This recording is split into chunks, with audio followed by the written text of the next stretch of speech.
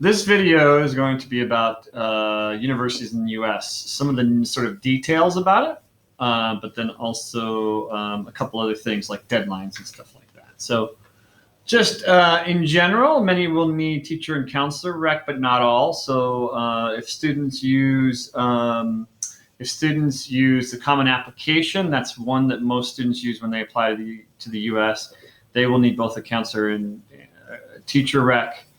If they apply via the Coalition app, they may or may not need teacher counselor recs. And if they apply directly to the schools, again, it varies. Teacher or counselor rec may or may not be needed. All of them will want a transcript. So either we send the transcript to the schools, or some of them will ask students to self-report. So students can send their transcripts or report their classes. Again, many will want essays. So if they go with the most common way is Common Application or Coalition, they will have to write an essay. But again, there's some that do not want that at all. Almost all of them will want a list of students' extracurricular activities. And before, most of them will want an SAT score. This year is unusual that many universities, because of COVID, will not are saying that they're test optional just for this year at least. And so if you don't have an SAT score, most schools in the United States are waiving it. But again, there's some schools that are test optional anyway. Universities will, the TOEFL is a hard one.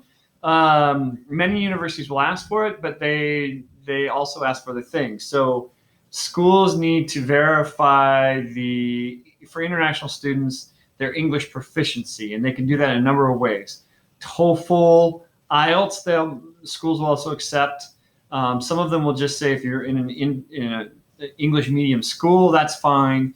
If you've taken English as a first language the last 4 years, that's fine. If you've gotten a score on the SAT, that's fine. If you're taking IB English, that's fine. There's lots of ways to meet that English requirement. Every school is different. There are some schools that just say they want a TOEFL score. With COVID and with the restriction of testing, there's also other things like Duolingo has been accepted now. Students just need to check with every school about how they can show that English proficiency and what they have to do.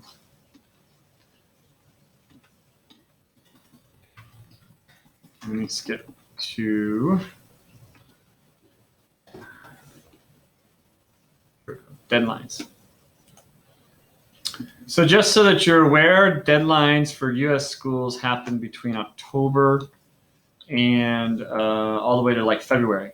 Early decision, I get a lot of questions on early decision. That means that you're saying, I for sure want to go to the school. Usually that deadline is November 1st, but there's maybe a couple schools out there that have November 15th.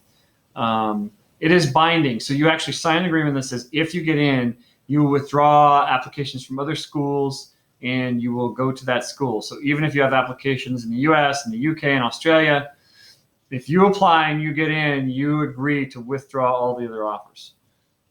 Sorry, all of the other applications. Usually this ups your odds. It varies from school to school, but on average 11 to 13% is a higher acceptance rate with when you apply early decision as opposed to regular decision. Some schools are even bigger gaps. Again, it depends from school to school, but overall, schools accept a higher percentage through ED than they do regular decision. It is a big commitment. Don't do this unless you really have identified one school that,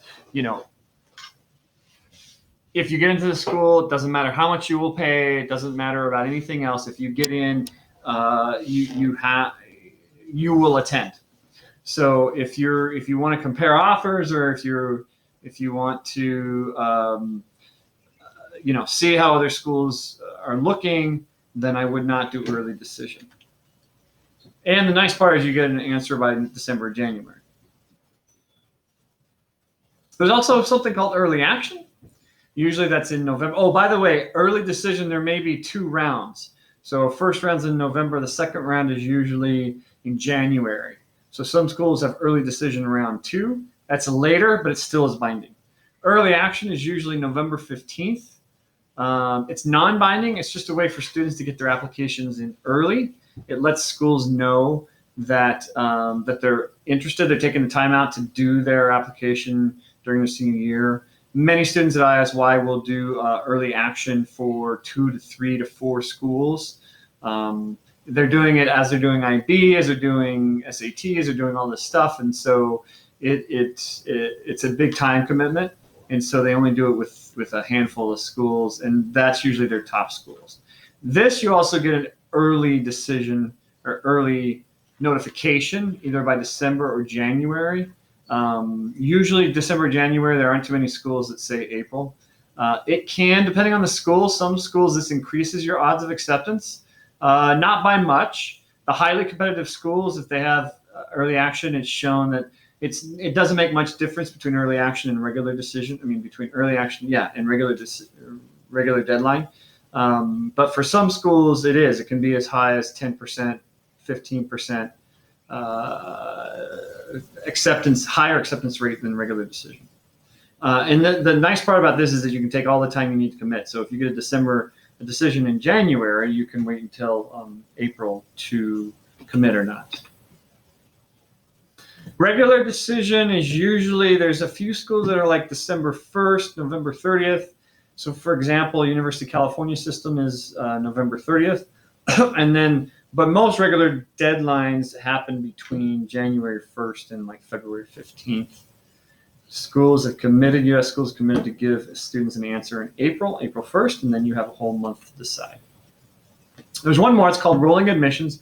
That means you can get your application in at any time. As soon as the school gets the application, they will consider it, and then they will get back to you. So with this one, the earlier is better. So the earlier you apply, the quicker you get an answer back. So let's say a student applies to a school that's rolling admissions in October, then within probably 2 or 3 weeks, they can hear back from the school. If they wait until January or February, it may be till March or April that they hear back. But rolling admissions means that as soon as instead of waiting for a deadline to process their applications, universities with rolling admissions, as soon as they get an application, they make a decision on it.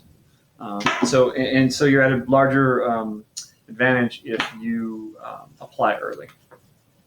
Just again, reminder: University of California system is November 30th. Students self-report grades, and then they're notified by April 1st. And as far as more details about the application, that's all I want to share with you.